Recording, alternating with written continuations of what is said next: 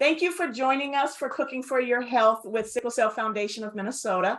I'm Ray Blaylark. I am the president and CEO of the foundation. And although this is Sickle Cell Foundation of Minnesota's kind of baby, we have opened it up to the community because we believe that cooking healthy is for everyone. And community health is regardless of what a diagnosis might be, regardless of what your health condition might be, eating healthy, cooking healthy is for all of us. So I am excited because this is session number 2. We now do this monthly. This is session number 2, and we, much like last month, have some really exciting things to share with you today and to talk about. But before we get going, let me share my screen once again, just to kind of walk us through where we are. I do want to make sure that you understand this is part of our SickleSMILE program. SickleSMILE. It is all about finding the fun and healthy things that make us smile and doing more of it. And I don't know about you, but cooking and eating, mostly eating, is one of the things that make me smile. So I need to do it a little bit more fun and a little bit more healthy. But we also want to really thank our sponsors and partners in this work, which is Beam Therapeutics, Be the Match, Agios, Children's Minnesota, and the Minnesota Sickle Cell Data Collection Project. We are excited about partnering with all of these companies and organizations and persons, but SickleSMILE is just, this cooking class is just one piece of our SickleSMILE program. So you'll hear about a couple of other things that we're doing later on in the show. But without, let's see here. I probably got ahead of myself. Special thanks to our partners and sponsors. As you now see, I'm not going to repeat myself. You just heard me. But I want to make sure that we have a proper introduction to our community cooks in the kitchen that we are so excited are here with us. And I could never do them justice in their introduction like they could do themselves. So I'm going to turn it over to them. Kate, you are muted, but by all means, come on and introduce yourselves. Thank you so much. My name is Kate Shafto. I'm a physician at Hennepin Healthcare, where I work with patients in the chronic pain clinic. And my approach is an integrative medicine and lifestyle medicine oriented approach to chronic pain. And that's how I met Ray. We were on the same webinar where I was sharing some integrative approaches to chronic pain that's specific to the sickle cell community, but happen to apply more widely to anyone experiencing chronic pain. I also have several roles at the University of Minnesota Medical School, where I teach a class for first and second year medical students that involves critical thinking and learning how to diagnose patients.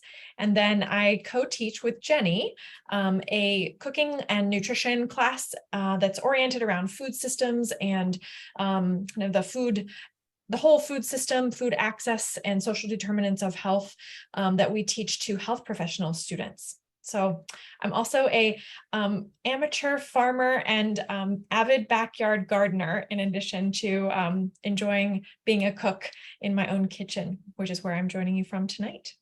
And Jenny, I'll turn it over to you. Thank you. Thank you. Hi, my name is Jenny. I'm getting...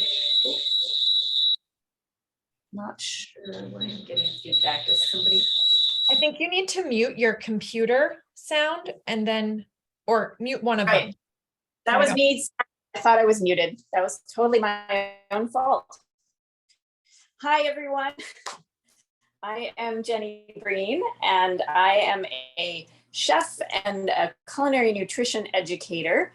My background is many, many years in the food industry as a restaurant owner and caterer, listener. And then I switched gears, or maybe evolved into the next phase, which was really focusing on public health nutrition. And my path led me to teaching classes through the University of Minnesota. I teach one class in the Department of Food Science and Nutrition. Are you all able to hear me? Are you all able to hear me? Yes. Okay, apologies. I'm having some weird technical difficulties. So I teach through the Department of Food Science and Nutrition, and then I teach 2 classes through the Center for Spirituality and Healing. One that Dr. Shafto mentioned, that we co-teach together, and then another one that really focuses more on food systems and food choices in the bigger issues of access and equity and justice and sustainability. Everything, however, that I teach, and certainly what Kate and I teach together, is rooted in these concepts of sustainability and community health and equity. And we like to make sure that people understand that we are coming from a place of mutual respect, that we don't claim to own any of the knowledge or the traditions that we try to share. We definitely do have some really good factual information about food and health, and all of the characteristics that different foods, have in terms of how they affect our health. And we love to make sure that people understand those relationships and those connections. And so here are our core principles. What is good for human health is also good for the planet's health. We base our teaching on traditional wisdom concerning foodways, which is supported by research in modern science. And I think that's so important. This isn't just, their ideas or theories. We know that many of the traditions that go very, very far back in terms of how people engage with environment and food are proven to really, really influence good health. And so these are principles that we like to reference and identify and explain and share, and that they're common to every culture. And then we also just acknowledge our privilege and have a lot of humility with roles that we have in presenting lots of information to folks who may or may not have as much or more information. And we just hope to share and provide resources and be sources of information and content that you can use in your own lives. I think, Ray, if you would go to the next slide, we're gonna start by jumping into our pickle demonstration, because we want to get that sort of marinating before we start our actual slide presentation, and then we'll go back and finish cooking. So we'll be doing a lot of different cooking today, but we're going to start right now. And I would turn you to Kate's food view. So you can kind of see she's got a knife in her hand, and it looks like some really beautiful, is that tomatoes and a red onion? And what we're going is tomatoes from my garden and a red onion that's going to be pickled. So walk us through it. Yeah, so pickling is really, as we just mentioned, there are many, many traditions that are common across cultures, and pickling or fermenting is one of them.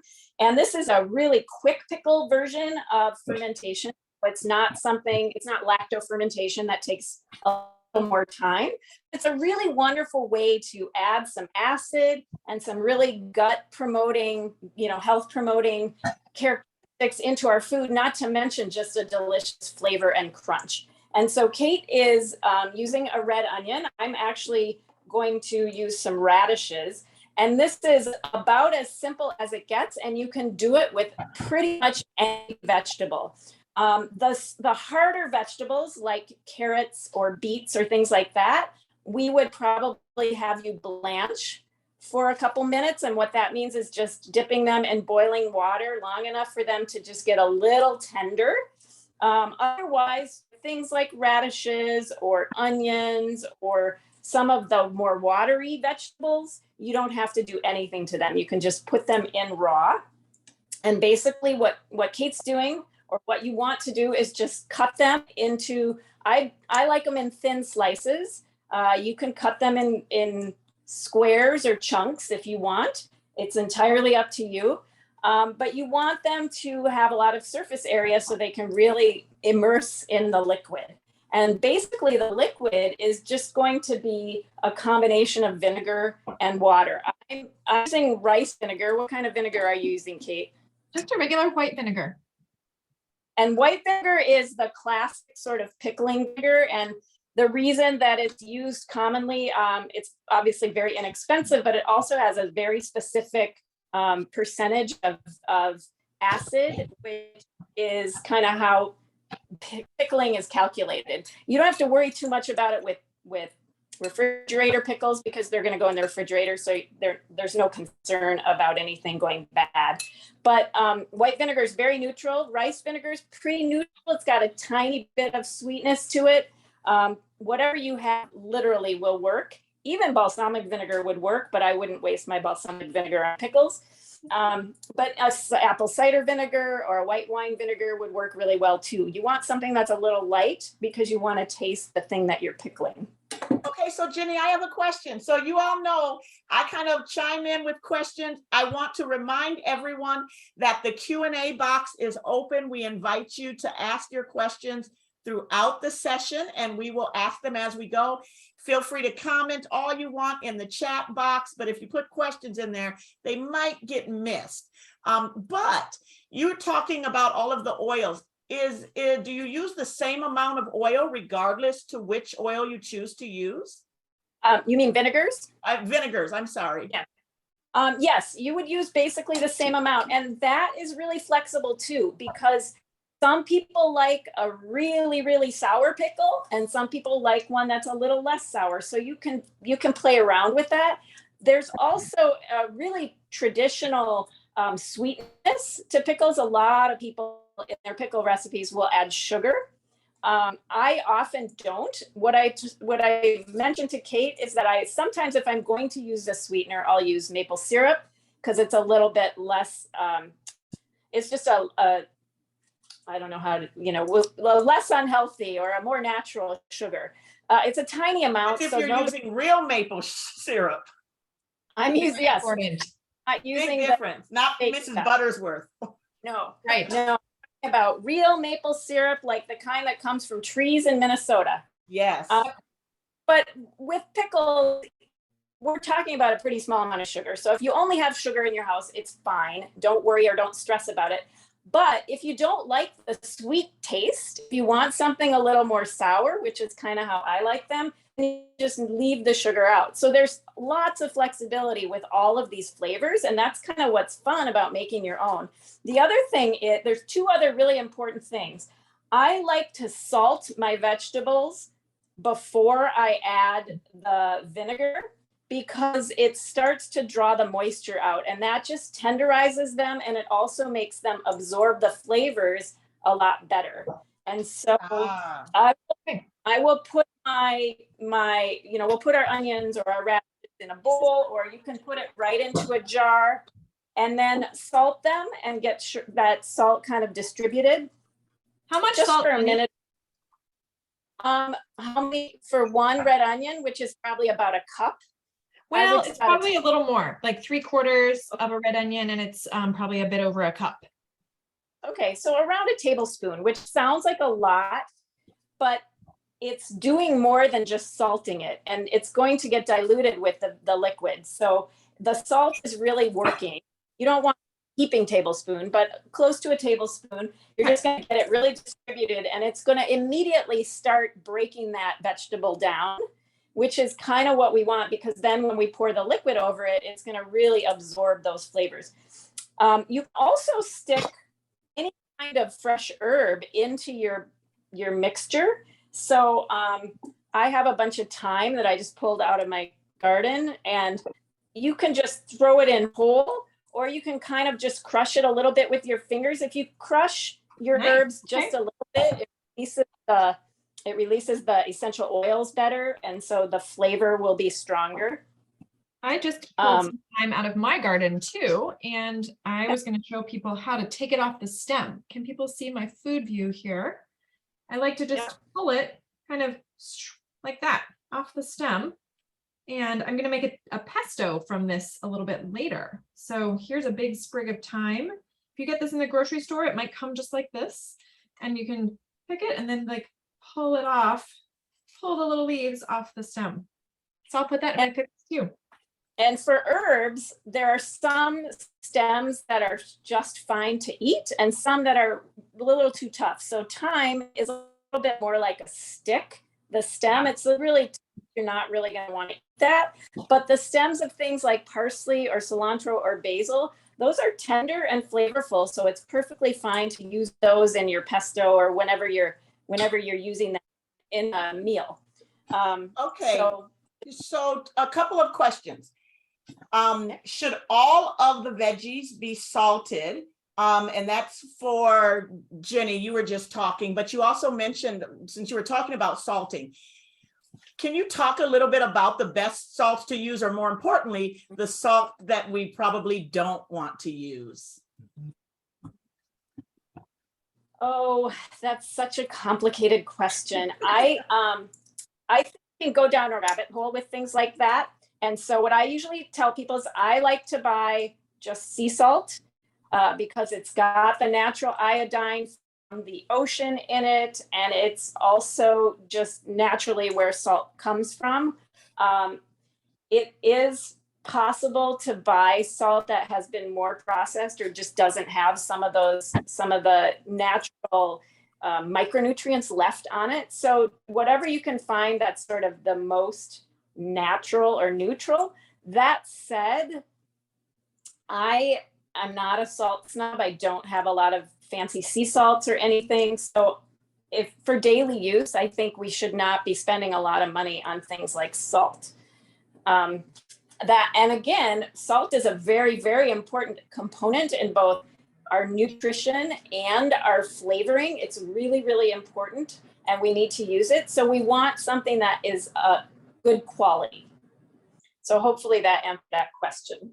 And as far as salting all the vegetables, whatever you're pickling, yes, you want to salt. Mm-hmm. As far as the vegetables that we're going to cook later on, we'll talk about salting and when those salts go in, and it's different. Okay, thank you. And by the way, I did get the message that chat feature is not working, and we apologize for that. I am looking into what might be happening. In the meantime, Q&A button clearly is working, so it's okay to put it in there, particularly if it's a question, and hopefully we'll get the chat function working. So this looks and smells amazing. And my vegetables, my onions are really nice and kind of floppy now, where they started out pretty strong and crisp. And so that's because of the salt. All that happened is she tenderized her onions, and look at how pretty those purple onions look. So pretty. Yeah. With a little bit of thyme mixed in. And that's one really fun thing about pickling is that the salt and then the vinegar will really like capture color. So I'm going to just show you all. I have a jar of radishes that I pickled last week. So look at how gorgeous they are. That's just, that pink is just came out of the color of the radishes and, got absorbed into the pickling liquid. So really beautiful aesthetic to pickling too, I think. So how much water and how much vinegar? So what you want to do is have enough liquid to fill the jar. So it looks, is that like a 1/2 pint jar? Yes, it's just, like a typical canning jar. Okay. So you want to get it so that it covers whatever you put into the jar. And then I usually go with about 1/2 and 1/2 vinegar and water. But again, this is where you have flexibility. If you want something a little more acidic, you can do a little more vinegar than water. And if you want to just take it slow, if you're not sure how sour you want things, then you can go easy on the vinegar. But about 1/2 and 1/2 is how I like to do it. And then just enough to fully cover the vegetables and probably to the bottom of where the lid would go. Okay, someone is asking, they missed the beginning, how much of which ingredients to pickle the red and purple onions? If you can just go over the quick amount that you use. Go ahead, Kate. You want to just say what you did? So I used about 3/4 of a large onion. I wasn't sure if I'd want to use the whole thing. Now I feel like I could, so I can do the rest of this. So I chopped up that onion really thin, but you can do it as however your preference says, chunks or thin slices like this. And then we salted it in a bowl like this. I'm just using a tiny little scooper of salt. I didn't actually measure it, but Jenny said for a big red onion, probably close to a tablespoon of salt. And then the quantity of vinegar and water is either 50-50, so equal, just about to cover the stuff you put in the jar. Because I salted it and massaged it, the onions got a lot softer, and so they took up less space in the jar than when I first tried to put them in. So that was a great little example to me of how much the salting makes a difference. I don't think I did the salting thing the last time I did this quick pickle. So thanks for walking me through, Jenny. Yeah, and again, salting is going to have function. It's also obviously a flavor element. And so with an onion, it's a great balance, right? Because an onion is strong and spicy, and then that salt is going to balance it. And then as we also discussed, you can put some fresh herbs in your jar. Just that will just get absorbed into the liquid too. So it's very, very much easy template, and you can plug in the specifics depending on your preferences and what you have. Yeah. So that's going to sit and marinate, or just, as in Spanish, they say sleep for a little while. They use the verb to sleep when they're talking about marinating in Spanish, which I think is just so charming. So we're going to let the onions sleep for a little while. They're going to rest, and we'll come back to them when we have our taco salad for me and tacos for Jenny. Right. And why we started with this, because we want to let it sit as long as possible, and also because we're doing tacos. I don't know if folks think about this, but the condiments are really what make the tacos particularly yummy, at least for me. Like in my family, we put the stuff in the tortilla, but then it's all the condiments that make it really interesting, and we each sort of customize. And something pickled is a really excellent complement to, tacos can be kind of hearty. They're very umami. They're kind of dense, which is wonderful, if you're using great ingredients. But it's nice to have something a little acidic and light to balance that. And also texture-wise, it adds some crunch. So those are just some reasons or some ways to use pickles. There's all kinds of ways, obviously, to use them. Great. Okay. So we're doing pickles, and as Jenny mentioned, tacos. And Ray, do you want to share the slides so we can kind of frame our session? There you go. With our, did we already show the slide about the menu? I forget. And a pesto. We're going to do a pesto. There we go. And some sauteed greens, with any kind of greens that you have. So those are just examples. I'm using beet greens and mustard greens tonight. Just reading it sounds delicious. Great. Yeah. Well, that's the way we start kind of getting ready to eat, right? As we start thinking about food, start figuring out, I know I go through this right around this time every evening, where I start thinking, okay, what do I feel like? What do I have? What's, Now, see, that's a big weakness for me, because I like to eat for taste. Sometimes it's okay, what do I have the taste for? Now, as I'm changing what I eat, sometimes, like I've been craving just a good, like big salad, right? Nice. But that's on a good day. Those other days, I'm craving all the stuff I shouldn't eat. So this is wonderful, because it's giving all of these great ideas.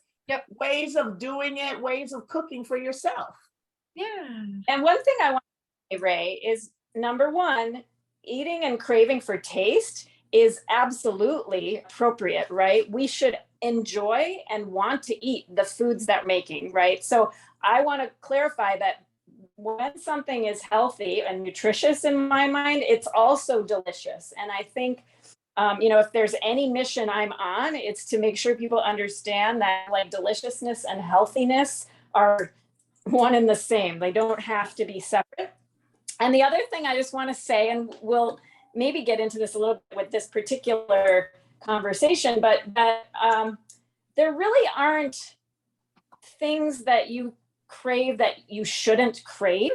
It's, I think, more about just understanding what it is that you're craving and how you might nourish and feed that craving without like doing damage to your insides, or to your physical and mental health, because it isn't really like a should kind of a thing. I think both Kate and I are really, we don't like the dichotomy of good, bad, right, wrong when it comes to food and eating, and there, shame and sort of feeling bad is not a very useful approach. And so I'm glad you're saying that.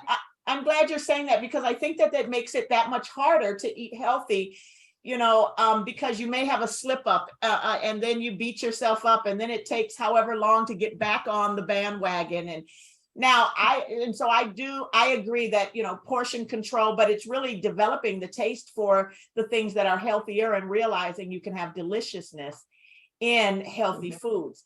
One of the things I've learned, I do have a list of things I can't eat, right? So whether it's a digestion issue, or I can tell if I've had too much sugar the day before because my knees hurt. Like I knew I was aging when the next day I'd be walking stairs and I'd be like, why do my knees hurt? And then I think about what I ate the day before, and it happens consistently. So I know it's related to that, no matter what I try to use as an excuse.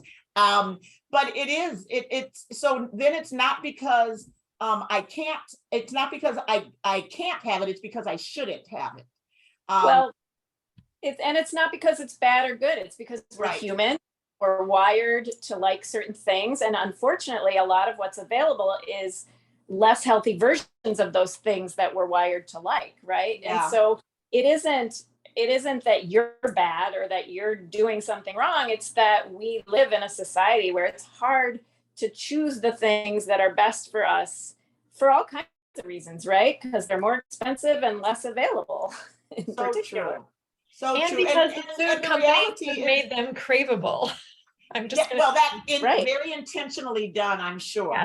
Yes, and I think that the reality is that, at least for me, the older that I've gotten, I've realized the foods that cause more inflammation in my body. Of just listening to my body, like really, my knees yell at me, and I'm like, okay, I hear you.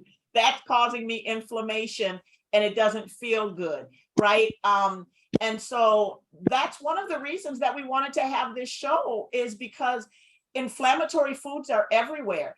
And I really respect your approach, that it's not about what you can't eat. It's just making sure that you're including the right things to eat. And then listening to your body, and so that you know what works well for you and just what doesn't, so that you can count up the costs, as they say. Ooh, like that. So maybe we can go back to the slides, because that's kind of a nice segue to some of what we wanted to talk about. But I really do want to just repeat what you said about listening to your body, because that's a lot of what we work with practitioners and with just anybody who's taking a class with us, is this concept of learning how to listen to your body and what your body is communicating to you about certain foods and how they feel and all of that, because it's not exactly the same for everyone. We all have to sort of figure it out for ourselves. There's definitely some universals. We know for sure that whole foods are the best foods to choose, or at least to start with. And what that means is, something that we can spend some time talking about. But then the very specific things and the flavors and the palates, all of that is very personal. So next slide.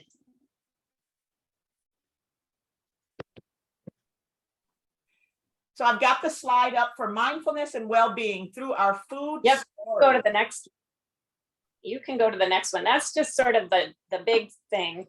And Kate, I don't know, should we just alternate? I'll do this and we'll just go back and forth. Sure. So one of the things that we always do and always start with, and sometimes in a class like this, we can't do it fully, but just to acknowledge and remember that everyone has a food story, and it can be anything from a memory, a reflection, a recipe, an experience. We all have all kinds of experiences, relationships with food that inform how we engage with food now. And, Ray, you gave some great examples of how you talk to yourself about food, and that probably comes from all sorts of different experiences. So what's important is that we just acknowledge that we each have these stories. Many things can be learned by reflecting on and telling those stories. So when we have time, we'll do activities where we have people tell each other their food stories. And there's also a lot of really common themes. And so when we as educators are teaching folks about food, we always want to remember and acknowledge that everybody comes with a context and an experience. And so we try not to make assumptions, and we try to really acknowledge that everybody comes from a different place. Listening to your body and knowing kind of what you need is part of that story, but it's also just knowing what has gotten you to here and what influences you in the choices that you make and the sort of daily things that you do in relation to food. And Kate, next slide. I will go to the next slide, but I want to ask this quick question before we get beyond it. How long do you leave the pickle jar in the refrigerator before you can eat them? So basically, how long are they good for? Oh, sorry. Kate. I would say just you can eat it when you want. It's going to continue to evolve with time, but I've left pickles in the refrigerator for a couple of weeks and they're great, even longer sometimes. Jenny, what would you say? Thank you. Yeah, of the pickle and the vinegar is that it preserves it. So I've left pickles in my refrigerator for months, and sometimes, depending on what they are, they might get soft. A specific vegetable like green beans or cucumbers might get a little too soft, but they really will survive a long time because they're being preserved in vinegar. Mm-hmm. Thank you. Okay, next slide. That's just, I'll continue with this one. That's just a sort of a fun one to get people thinking, like just random images of people and they all are eating food, but that's not the only part of your food story. But I like to get people to start thinking and on those things. You know what's pretty cool as part of my food story, like the smells. I would wake up and smell my mother's cooking, or on Sundays, that Sunday dinner, you could smell it. And it was just to wake up to that smell was amazing. That's part of my story. Awesome. That's a great story. And smells are so closely related to our memories. It's one of the strongest senses that's linked to our memories. Wow. So that's pretty cool. It's just fascinating. Like in the brain, literally the smell center and the memory center they're very close together. So that's one of those reasons why smells can be so powerful.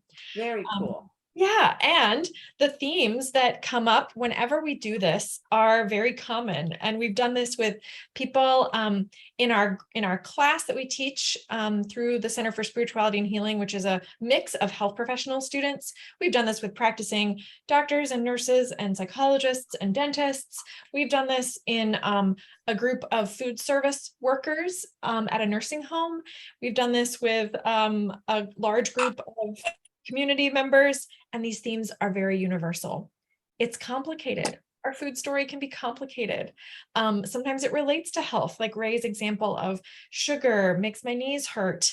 And I say, Ray, that's not just getting older, that is tuning into your body and noticing. So it's listening. Kudos. It's listening. I spent a lot of years not listening. Exactly. Yes. And someone else acknowledged that they too, have learned to listen to their body and they feel those aches and they recognize when it's part of maybe something that they ate that they probably shouldn't. Yes. And so sometimes people's food stories include this like evolution or journey related to health. Sometimes it's about choices, culture, figuring out what feels like it's the natural thing that I should eat. Again, in a good way, like what my body really needs and wants, according to my culture or my traditions or my region.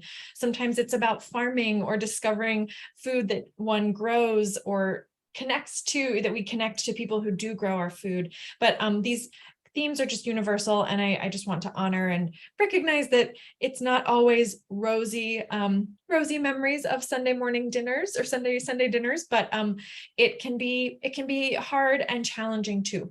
Yes.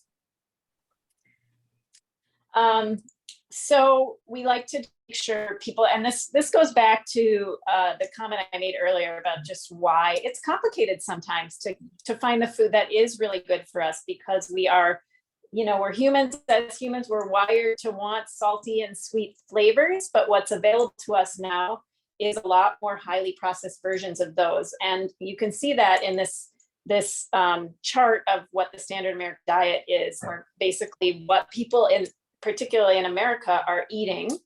And a large majority of the food is really processed, highly processed food.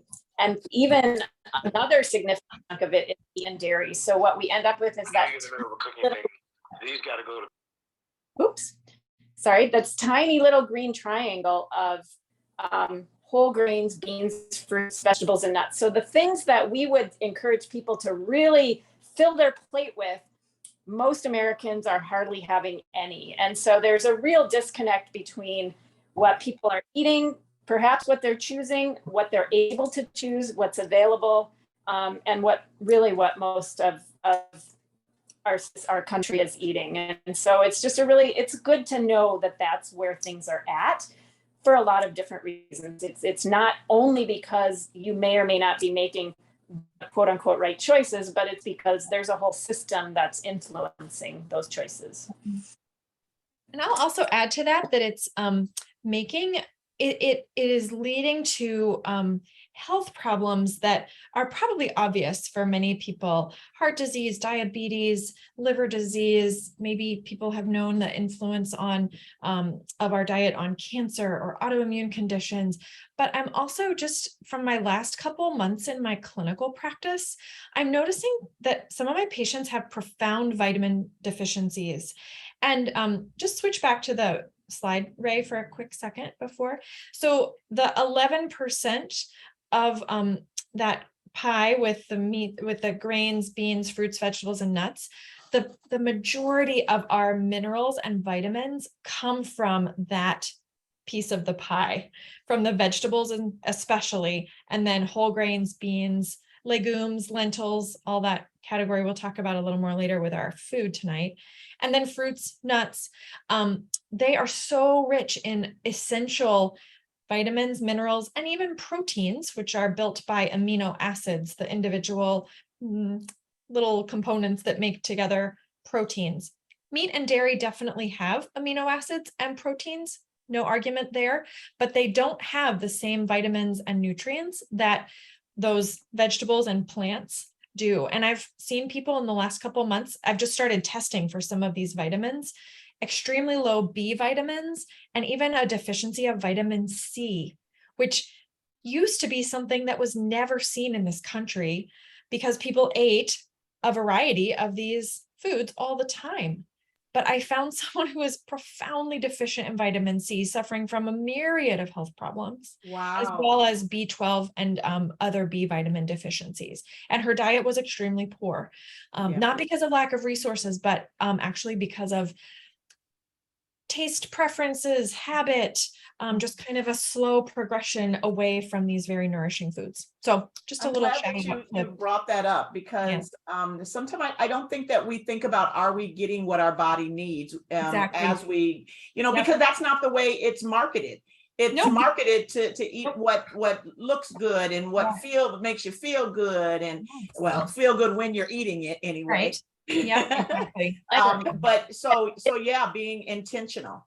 And I would add that it is to some extent marketed as if it is meeting your health needs. Right. So you'll see like advertisement, or you'll see vitamins, so it's really important that we understand the quality of the food that we're talking about, rather than trusting the industry to sort of make that decision for us. Yeah. Yep. So the next slide, and what are you making now, Kate, in your food view? Well, I'm just doing a little chopping as we're talking. Okay. I'm just chopping up some of these gorgeous little sun gold and cherry tomatoes. They look amazing. Look how vibrant the colors are. And that's a good way to think about food. If it's colorful, naturally, we're not talking about blue Gatorade, but if it's naturally colorful, that means it's full of amazing nutrients. Right. Cool. And the more more different colors we're eating, the more likely that we are getting a variety and a balance of all of those nutrients. Exactly. So it's really, nature's super smart. Yeah. And our bodies too. And basically nature's all set up to say, like, have some oranges, have some greens, have some reds. And our bodies are like, yeah, that's what I need. I need some orange and some green and some red. And so if we think we can keep it pretty simple, and that's good information. That's a lot of information right there. For sure. Which is a great segue into the double pyramid. Yes. So quick, just overview of what's good for the earth is good for our bodies. And eating in a way that prioritizes that bottom of the pyramid on the left, all these plants, is a really smart and healthful way to eat. Again, acknowledging that our food system does not set us up to do this easily. But what's good for us is the foundation of these fruits, vegetables, whole grains. Oils are in the middle there, like they're used in proportion to the other things. We don't need as much of the oils and fats as we do the vegetables and the grains and legumes. And then higher up on the pyramid, of course, things that we might want to consume more sparingly, sweets and meats, and cheese and eggs and fish. Those are somewhere in the middle for a lot of people. And any of the animal products highly depend on how they're raised or produced as to the effect they have on the earth, on the environment. So true. So, right. and I would say that even the fruits and vegetables, because now in the soil, right? I mean, that too. Yes. It's absolutely. You can almost taste the difference. The skins are not the same, and actually someone has a really good question. Sure. I love this question actually. So can you get the same vitamin C from like real organic orange juice, or should you forget the orange juice and just eat oranges? Forget the orange juice and eat a variety of colored foods, and don't even worry about it being from oranges. Good point, because vitamin C is in other foods as well. Oh yeah, lots of colored foods. Excellent. Brightly colored. Things that we like to teach, and I think this is so helpful because we've all grown up with all these different messages, and you should have this much of this nutrient and this much of this vitamin, and this is specifically where you find that. And it's like you need a chart, right, to just go shopping because you're trying to figure out, am I getting this and I'm getting that. And really it is, as I was just saying, nature's pretty smart. Our bodies are pretty smart. A variety of whole foods will give you pretty much all the things that you need. Obviously, there are some specific tweaks here and there, depending on your very specific, body and story. But then you don't have to worry so much about, am I getting this nutrient and where do I get it? Just know that if you keep eating a variety and the whole versions, so as Kate said, rather than drinking the orange juice, eat the vegetables and fruits. Don't worry about the quantities so much as the quality of the food. And you can pretty much count on getting most of the nutrients that you need. Again, there are very specific tweaks. And as we learn to listen to our bodies and understand the effects of certain foods, some folks maybe do better with gluten than others. Some folks maybe do better with dairy than others, those kinds of things. Yeah. But that's really individual. Yeah. I feel like it's also safe to assume that, certain foods that are produced in mass productivity processes add so much other to it that your body can't even process what's good because it's working so hard to process what's not so good in it. Yep. A good way of saying it. Yeah. And there's also a lot of packaging and environmental impact that comes with all of that processing and mass production. Yep. Yeah, so true. So true. Okay, slides. Okay. Yep. Keep going. Honestly, another version of what we're talking about. So I won't spend too much time, but I like this image. I think it's a really informative image. It breaks it down a little bit more, but also just instead of calling it a diet or instead of saying a specific thing it does, it's like, if you want to eat well for yourself and the planet, here's an example. I like this graphic. I for some reason, it just stands Nice. out differently. Yeah, I like it too. It's really nice. Cool. So the gut-brain connection, one of my favorite topics, and there's a lot of media that's kind of talking about this. You can easily find things to read in the kind of lay media or public media about this. We have an enormous connection between the gut and the brain, and we're going to go into this in another session in a month or two. But just as an introduction, there's a big connection in both like how the neurology, the neuroscience of our gut and our brain can communicate, and in the microbiome, which is the community of microbes that lives in our gut, which also communicates with our brain.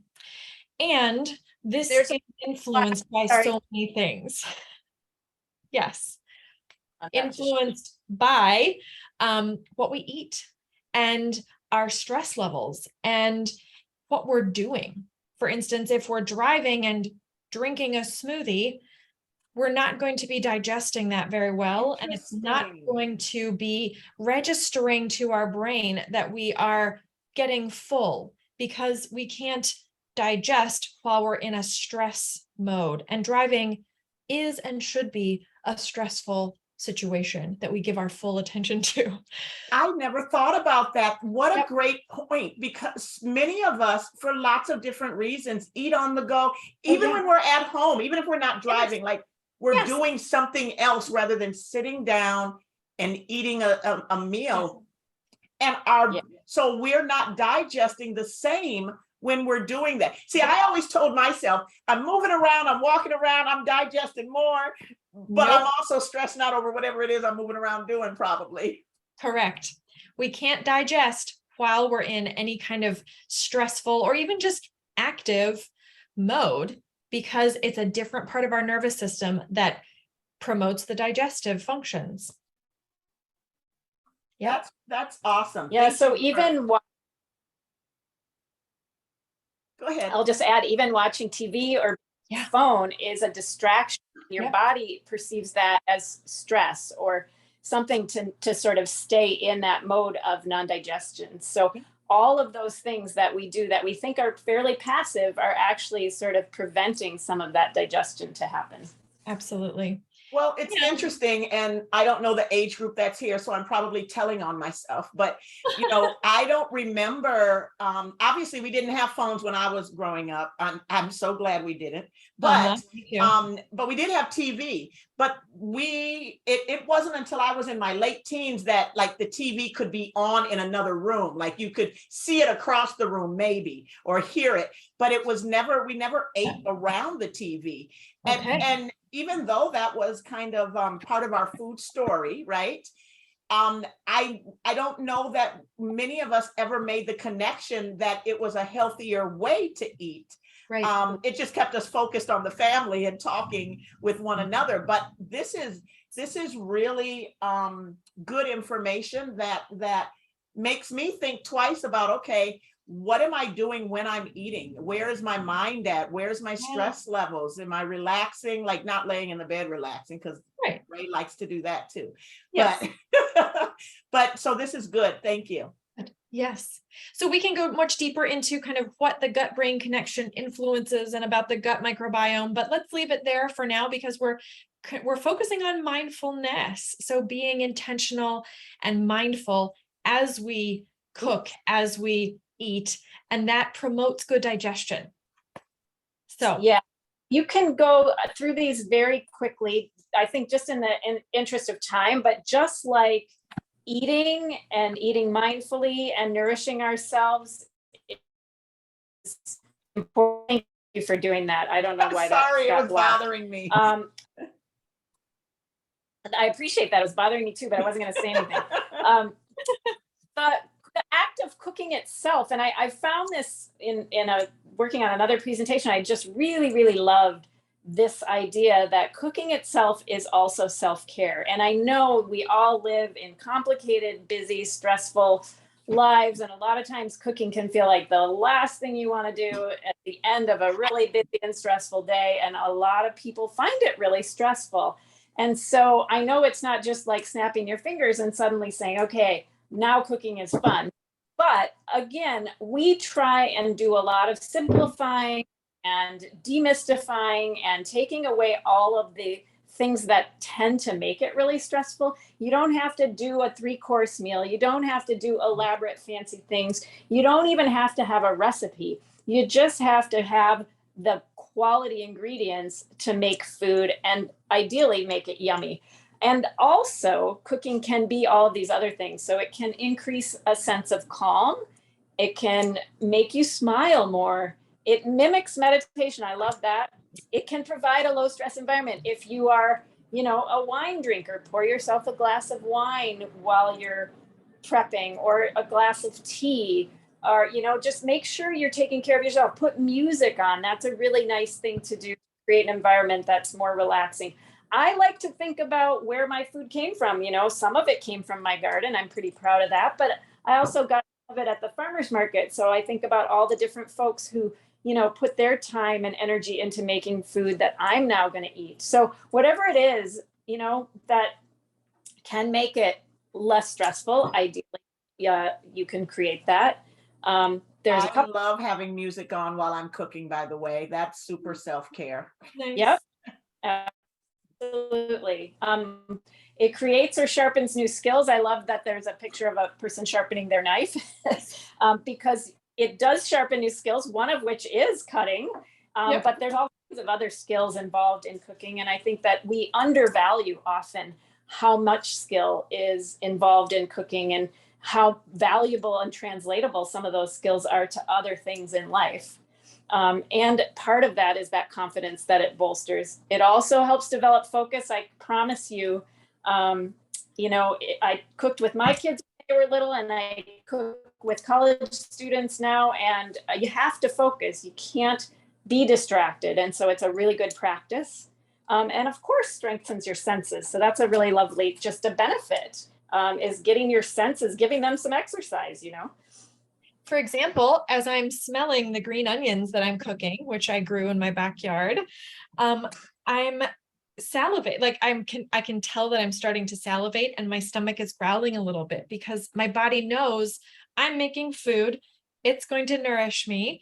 And that is part of the digestive process that's already starting with the cooking process. So it actually helps our digestion to cook because we get ready for the food that we're going to consume, which is something that can't really happen if we are distracted, or if we're, just opening up a package of something that we're then heating up and quickly eating. So that's interesting, because there's times that like I was not hungry until I smelled the food. And then my stomach starts doing all of this, these somersaults. Yep. And so that's part of it getting ready for the, it thinks I'm going to eat the food and getting ready for the digestion. It is. And that's also why advertising works, because when you see the burger on TV or you see the pizza, you can actually have a physiologic response of salivation. I do this in my group visit classes at the at Hennepin where I work. We do an exercise. Maybe right now we can do this. Think of a lemon. It's juice, it's color. I show people a picture of a lemon. I ask them what's happening. They're like, I'm actually puckering. My mouth feels salivation. I kind of want to drink lemonade. So this is why advertising works, but we can also use that to our benefit, to stimulate our digestive system to get it ready to eat the food that we cook or prepare. If cooking feels like it's too out of reach or too high a bar, think of just preparing food, putting it together so you can eat and nourish yourself and your family. And I love that, because that advertising, in addition to, making us think we want a lot of those foods, it sets the bar really high for what we expect of ourselves if we're cooking, right? Mm-hmm. And so we think we can't make delicious, beautiful food with real whole ingredients. We think we need all kinds of other things and help. And really, we've just kind of shown you all the different ways that you can cook, that it doesn't have to be complicated, and that it will ultimately, benefit you in these different ways. I do want to, because we've also been cutting while we're talking, I want to point out a little bit about what we're both doing and also just revisit the knife skills, because I always want to make sure to do that. Not everybody was probably on the last class, and it's never too much, right? I've been cooking for many years, and I can always be reminded of certain things. So you want to make sure, above all else, that you have a good knife. You don't need 6 fancy knives. You just need one good knife, and it's worth investing. I've even found some good knives at Target or some restaurant stores. So it's worth it to have a good knife, and then make sure it feels good in your hand. Make sure you're holding it kind of right in the middle where the blade and the handle meet, and that you're using this gentle rocking motion. So the tip of the knife is on your cutting board and you're just sort of rocking back and forth, very quiet, very relaxed, rhythmic. Another thing, if you got music on, you can just chop to the beat, right? It doesn't have to be quick. It doesn't have to be tense. I think, lots of cooking shows are really great, but we get this idea that if you're not fast, you're not doing it right. So just find your own rhythm and use your knife well, and you will be pretty successful at cutting your veggies. In this case, I've got cauliflower, zucchini, corn, and onions. These are all from either my garden or the farmer's market, which is super fun. So I'm cooking really, really like Minnesota summer flavors right now. But this is all going to be combined with beans into a taco filling. So what I'm doing is I'm taking a really fun dish that we often think of as maybe not super healthy, quote unquote. And I don't always like to use that word, but we think of tacos as having sour cream and meat and cheese, and all of those things are fine too. And I will definitely put cheese, and my kids will put sour cream on their tacos, but you can bulk them out with all kinds of delicious vegetables that are going to be nutritious, but also have tons of flavor and texture. So that's what's going to go into my taco filling. Kate, do you want to talk about what you're putting in your taco salad? Absolutely. So I have some mushrooms that I chopped up here, and they're on the corner of my cutting board right here. So they're shiitake mushrooms, which are really nutrient dense. Unfortunately, these days, very expensive mushroom. Lots of things are more expensive these days, as we all know, but very nutrient dense. And so I'm using only a little pile, and we're going to kind of make that stretch for a portion for myself and my husband. I'm also using these beautiful green onions. I didn't show you the whole long green onion. They were this long, and they are from my garden, and they're just amazing. And so I am chopping I tried growing onions once. Yep. I didn't know what I was doing. So this is why I'm so glad I'm learning from you all. Good. It takes, once you get the hang of it, it's pretty easy. And green onions, these like spring onions, grow super easily. I feel like I thought I had some more, but anyway, they grow pretty easily, but takes some finesse. To grow bulb onions, it's kind of a different story. But I chop those up. I'm planning to saute these. I like cooking my green onions. They can be a bit too strong for me when they're just raw. And then I have tempeh. So can everyone see this? I will show you the front of the package. Tempeh Tantrum. So it's a local company. It is a soybean fermented culture. So good for the gut. And it comes in this block, which is kind of in the family of tofu, but tempeh is more traditional for Indonesia, I believe. And so this is a bunch of soybeans that have this kind of fungal situation holding it all together. Great plant-based proteins that can be used in lots of ways, like meat. Jenny has a recipe for a tempeh tuna salad. So there's no tuna, but it's kind of a crumbled tempeh with the regular things you would put in a tuna salad. And you can find that at a regular grocery store? So probably most likely at a local foods co-op. So the Wedge, East Side, Seward Co-op. What are the other ones? I think you could also possibly find it most grocery stores might have it. If they did, it would either be in the dairy section because it's a refrigerated food where the tofu is. Or Yeah, frozen. it's hard. I mean, you could certainly ask, and any kind of natural food section hopefully would have it. Yeah. What's really fun about it is that texture. So a lot of people think they don't like tofu because of its texture. I would push back on that, but tempeh has more texture. So as Kate mentioned, you can sort of use it where you might use meat in different ways, but it also holds up really well. So I'll put it like on a skewer for a kebab, and it works really nicely with that too. So I'm going to chop But it. it's an acquired. You can see this. Yeah, I'm just going to cut it into little rectangles, and then I'm going to start it on my skillet on the stove just to brown it, but you don't have to. It's not like it's dangerous to eat when raw. So I'm just going to brown it in the skillet, and I will show you that once I have to rearrange my camera in order to Well, get it while over. you're doing that, I'm going to ask a couple of polling questions. Perfect. So, Before you do that, Ray, I'm going to quickly say what's going on in my skillet since I Okay. started. So I've just threw all those vegetables I just showed you. I got my oil nice and hot. And one thing I want to make sure you know is that I didn't measure my oil. I don't know exactly how much I put in, and I'm not terribly worried about it because, again, when you're eating high quality versions of these foods, so I've just used olive oil, but a neutral oil like an avocado oil or a nut oil would work. And I just got it nice and hot. So when I threw those veggies in, they're already starting to sizzle and cook. And I put them all in together because in this case, I want them all to cook down. They're all cut in a similar size.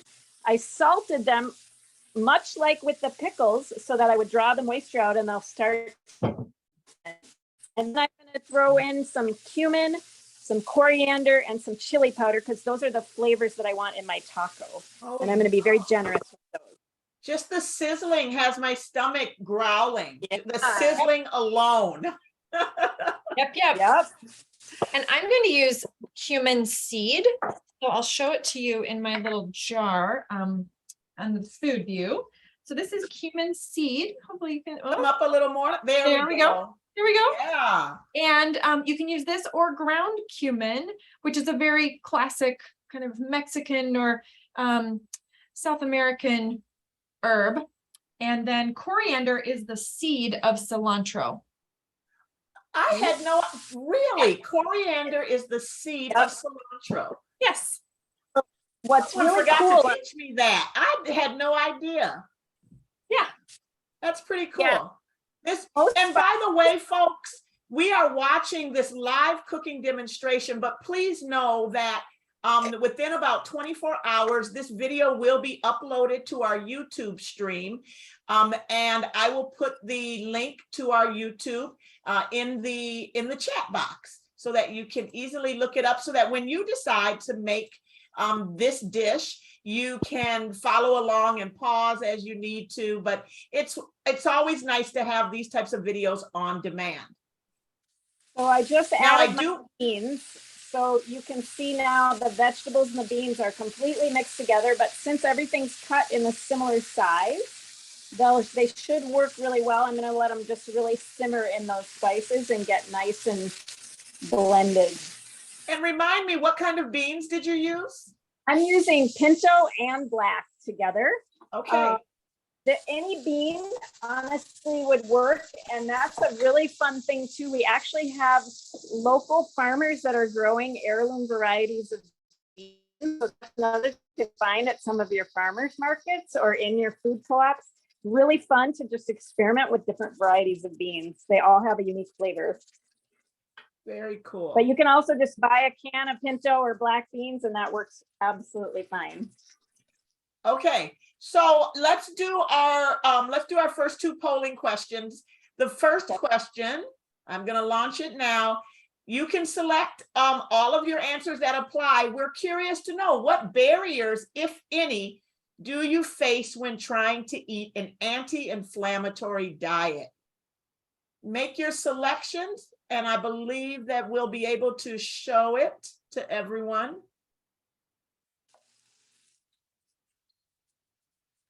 Are you all able to do that?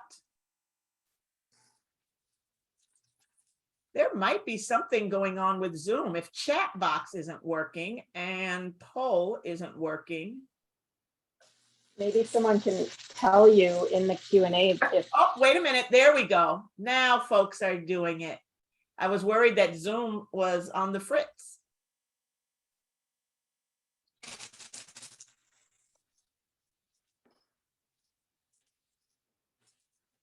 Great responses. We'll give it about 10, 15 more seconds just to make sure everyone has a chance.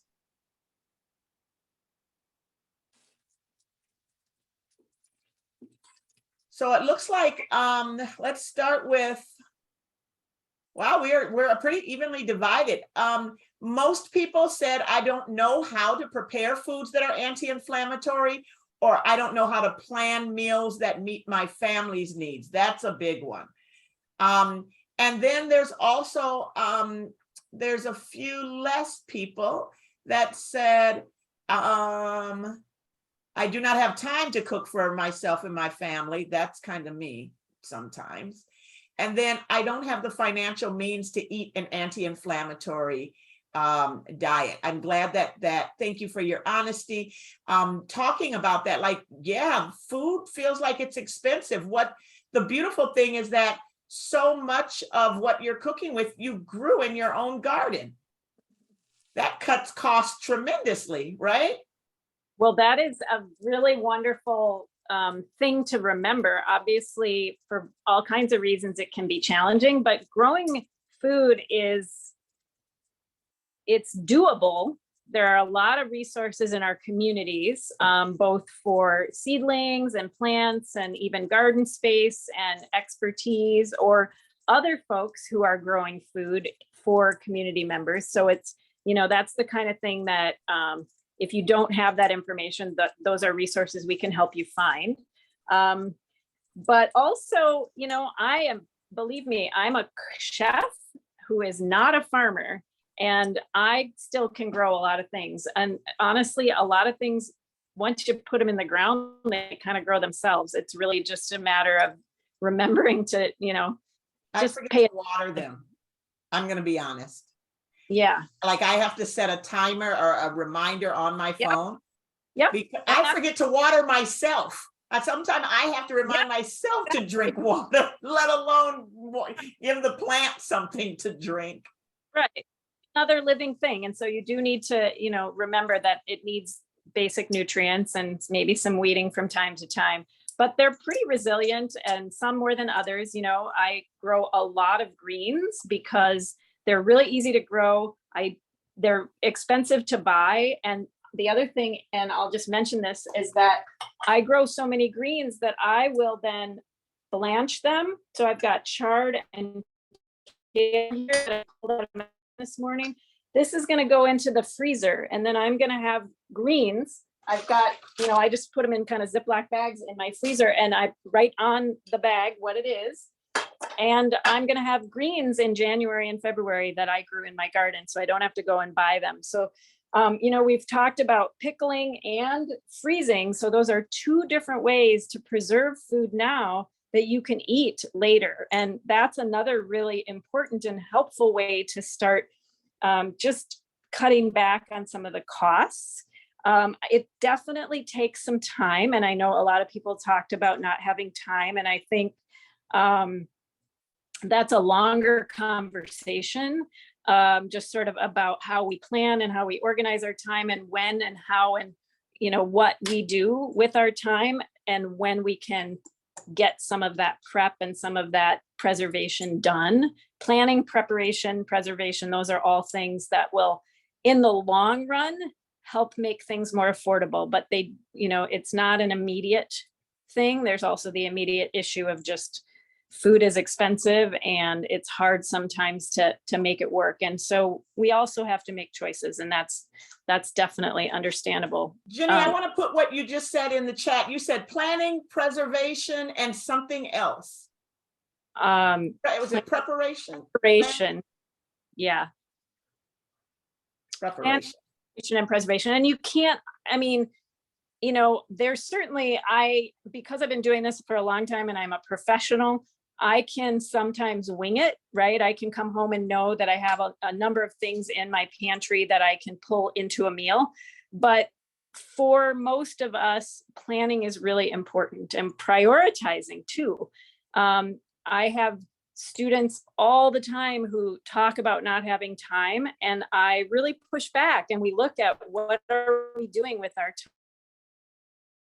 And sometimes actually you can find a few hours here or there to really organize and plan so that you don't have to spend hours every day thinking about this and dealing with it. And you're right, the planning thing for me, like I mean, when my kids were still at home, there were weeks that I knew I was going to be so busy and tired and exhausted that, you know, I would write out what I'm planning the meals for each day. There were other times that I would take like a weekend, a Saturday or a Sunday, and do all the cooking for the week. So that I knew that by the time I got home from work, I was going to be exhausted, but the kids still needed to eat. And that was helpful. I also I only had boys. I also made sure my boys knew how to cook so that in case I needed them to get something started, they didn't burn down the house. And also now that they're not in the house anymore, they have a foundation. And I think that all of what you just described, Ray, those are excellent examples of what the things that we can do, right? And everybody's, again, just like everyone's food story is different, everybody's process and planning and prep, all of that's different, but we all can figure out something, right? And maybe it's getting your kids involved. I mean, I certainly had my kids doing whatever I could get them to do, depending on their age and, you know, what was going on, to help. And I would prep things that we would use over the course of the ways to set ourselves up to be less stressed and have more to work with. But again, it goes back to you have to prioritize and be intentional at some point. Otherwise it's not going to happen, right? No, that's a really good point. Kate, you just put some spices. I'm watching you, and you just put some spices that look pretty good into that pot. Tell us what kind of spices you just put in your cast iron skillet. Yeah, so thanks for bearing with my transition there. So I have in this front skillet here, I have some of those little tomatoes. I was just inspired to toss them in because they're so pretty and they can break down and get kind of a little saucy. I put in those mushrooms, my green onions. First, I had some olive oil that I heated up before I put things in. And then the spices I'm using are those cumin seeds, which I keep in a little jar. And you can kind of see there. And then paprika, so a bright red paprika, and then a little bit of coriander. So just that seed of the cilantro plant. And then in my back skillet here, I have the tempeh. In fact, I'll just do a quick little rearrange. You can see the tempeh a little closer. Sorry, my lighting is not. It browned naturally, or you had to put a browning agent in there? Oh, no. It just browned. I had a little bit of olive oil in the pan and it just browned. I kept it on kind of a medium low heat, and I have it on one side and then I just flip them all over, and here they are. And my husband came in to help me rearrange the kitchen. He said, when any of those are ready, you just put them on this little plate. I'll eat them right away. They smell so good. Oh, that's the best feedback. What was that? I'll just mention. So first of all, I got excited because I have Sun Gold cherry tomatoes too. So I just threw those with my beans because awesome. That's yummy.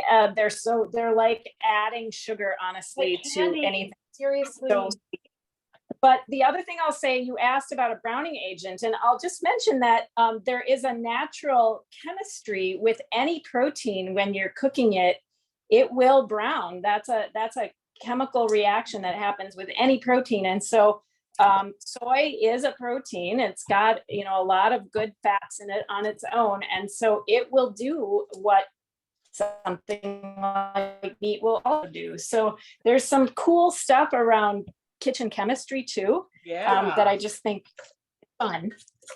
Okay. I'm also doing some beet greens. So my beets from my garden are kind of exploding. And I hope people know that the greens are edible and delicious.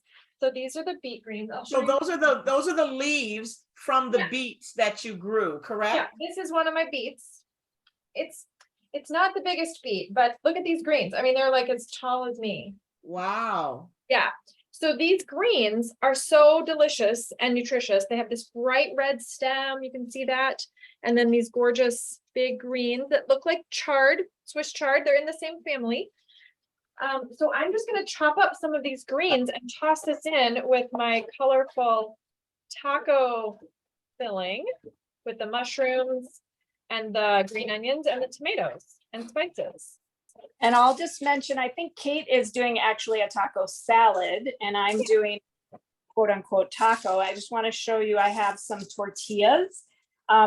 You can use corn or flour tortillas. I always personally prefer corn for a few reasons. One is that corn is a whole grain. So you're getting the fiber, you're getting the nutrients of a whole grain.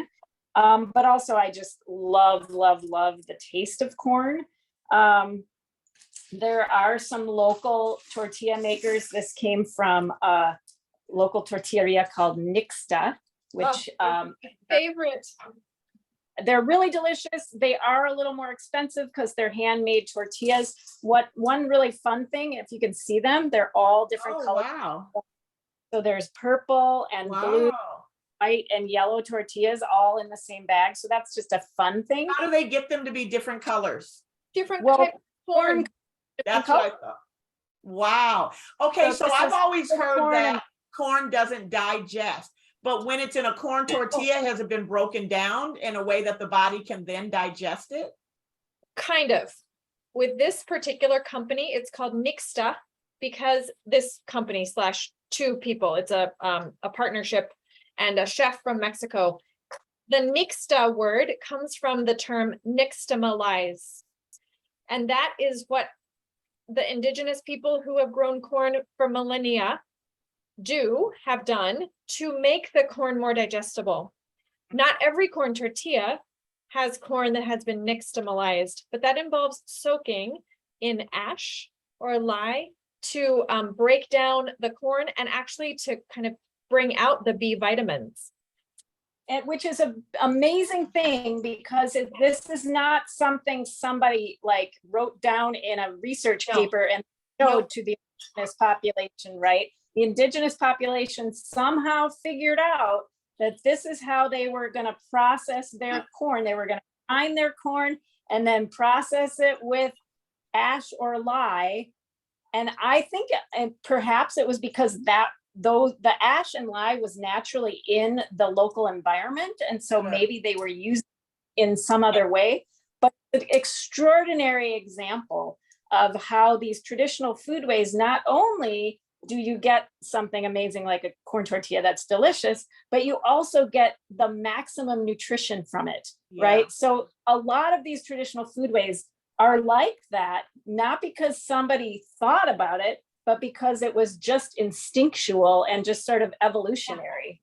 And that's what I love about traditional and indigenous cooking is that it just comes from this natural place that is so sacred that we've lost sight of for convenience typically, right? But it's beautiful what we can learn from all of the indigenous history. And now, also just, go ahead. well, I was just going to add, I mean, you know, I could talk about this for a long time, but also just acknowledging that there's wisdom and knowledge that came before us, right? And so this is, we're not coming up with something new. We're not discovering anything. We're just sort of repurposing what a lot of other people have been doing for a long time. Yeah. So with that being said, I'm going to launch this next question because we would like to know, where do you go to find information about healthy eating? It's multiple choice. Many of us go to different places, but we'd like your feedback.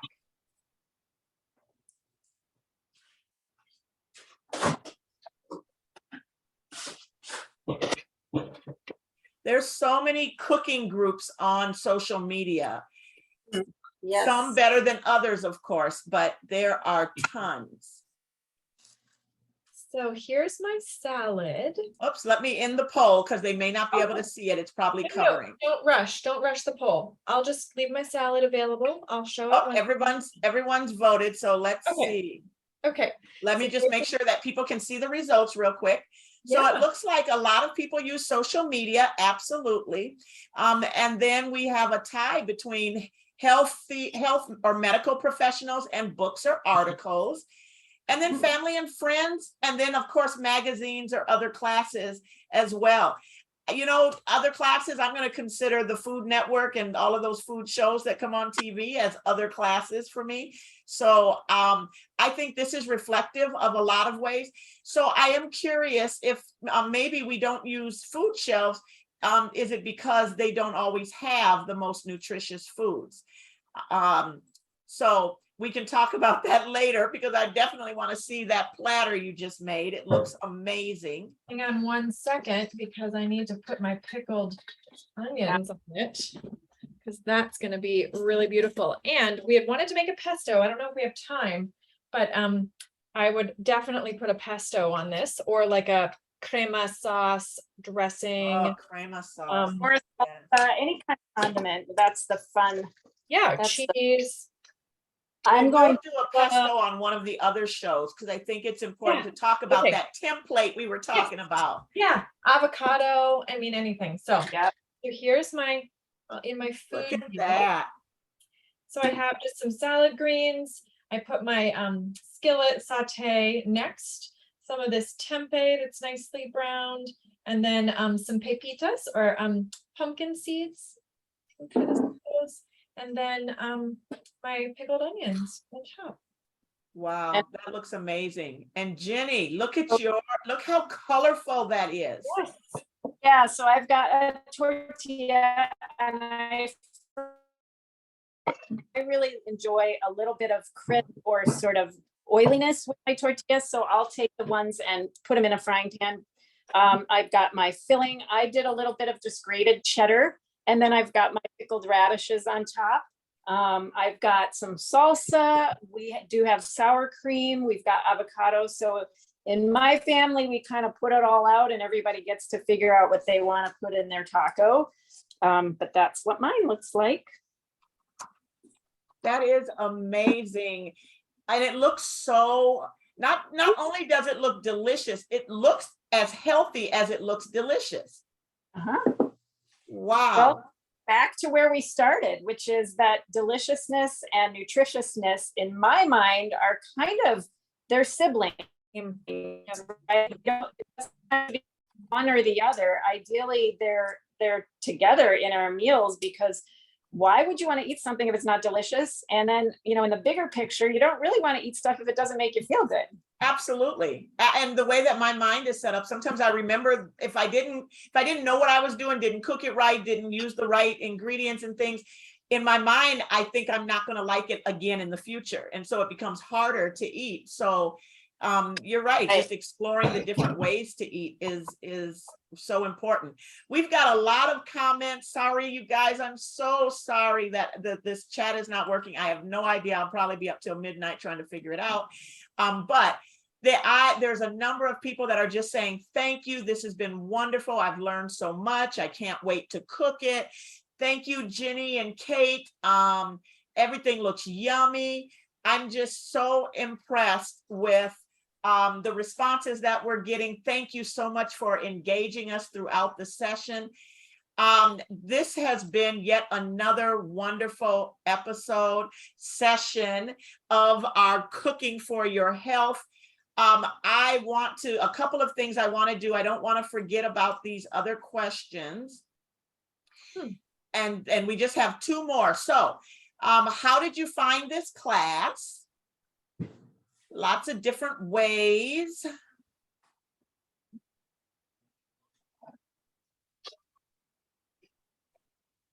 So that we know what's working and what's not, because we want the class to grow, of course.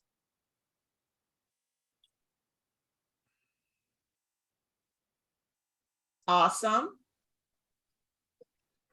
We'll give it about 10 more seconds in case someone else, there we go.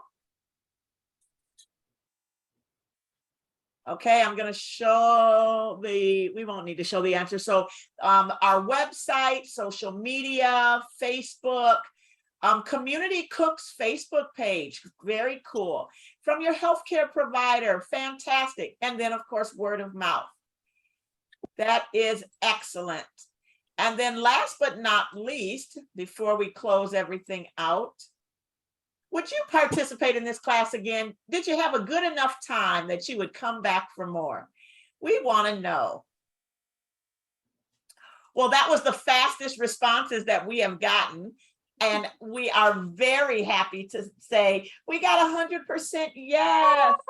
So that's awesome. I do want to really give a huge shout out to Miss Jenny Breen Broccoli, as well as Dr. Kate Shafto. I think that it's amazing the way that you all work together. I think it's so important to understand these medical aspects of it, the science aspects of it, and then the fun of it. That's what it's all about, and teaching us so that we can do things differently and we can incorporate what we already do with the new things that we learn, you know, and we're just a small organization that really wants to make sure that we're doing our part to keep people as healthy as possible. We want to make sure that you know that you are welcomed here. We would love to have you back. So thank you for those who said that they would return. I want to just share the screen real quick just to once again say thank you. As I said, you can view this session on demand, and it's our bit.ly, SickleCellMN-YouTube. You can go to our website as well. You can email us. You can find us on social media also. And so we did our, because we did our survey feedback form live, I'm going to put all the names in a bucket, and I will reach out to you if you are the winner of this month's $25 Amazon gift card, because I'm so grateful for you all coming. We hope that that can help you buy some of the healthy ingredients. We know that it's getting more and more expensive to purchase pretty much anything, frankly. Also, just a reminder once again that back in February, we did a live webinar with Dr. Kate, and she talked about a little bit deeper about some nutritional things. So you'll also see that on our YouTube channel. Feel free to check it out. I also, if you're not following us or if you haven't subscribed to us on YouTube or Eventbrite, please do so. That way you'll get notified when we post new events or we upload new videos. And signing up for future monthly virtual classes, again, our bit.ly, SickleCellMN-Cooking Healthy, all lowercase, and we actually have them planned out for the rest of the year. Sometimes a couple months out doesn't open right away, but you have the link and you can register. And then just if you'd like to learn more about Sickle Cell Foundation of Minnesota, we do have a couple of more events. We actually, another one of our SickleSMILE events is our Walk and Talk for Wellness. That takes place this Saturday, and it really is about community health. We spend 10 minutes talking about the challenges and 50 minutes walking and talking about community-centered solutions. And then our annual Walk for Sickle Cell is back. Oh, thank goodness. We haven't had it in 2 years, since 2019. It's going to be at Powderhorn Park in South Minneapolis. All are welcome to any of these 3 events. And we would love to have you there. Last but not least, Be the Match is when we talk about certain health conditions. Sometimes the match is only through a stem cell transplant. Sickle cell disease is one of those conditions that curative therapy needs a stem cell or bone marrow transplant, but there's not enough people on the registry. So we invite you to join the registry. Also, we are in an unprecedented time with a blood shortage. We encourage everyone who can to donate blood. Here in Minnesota, you can use the American Red Cross or Memorial Blood Center. But if you really want to lend a hand, lend an arm. That is another therapy for individuals with sickle cell disease as well as other conditions. And then last but not least, we launched an Our Voices Matter for those who would like to share their stories interacting with the healthcare system. We want you to tell your story. We want you to share your medical experiences. Your voice really does make a difference. This is not just about capturing the negative. It's also about capturing the positive. So share your story, use your voice, because our voices do in fact matter. Thank you again to our sponsors, Beam Therapeutics, Be the Match, Agios, Children's Minnesota, and the Minnesota Sickle Cell Disease Data Collection Project. So next month, we will have another session on the 4th Tuesday of the month. That means that it will be on August 23rd. So same place, same time, different day, but we hope to see you then. Come on back, and I will reach out to whoever our lucky winner is. Thanks, everyone. Thank you. you. Good night. Good night. Bye-bye. Let me make sure.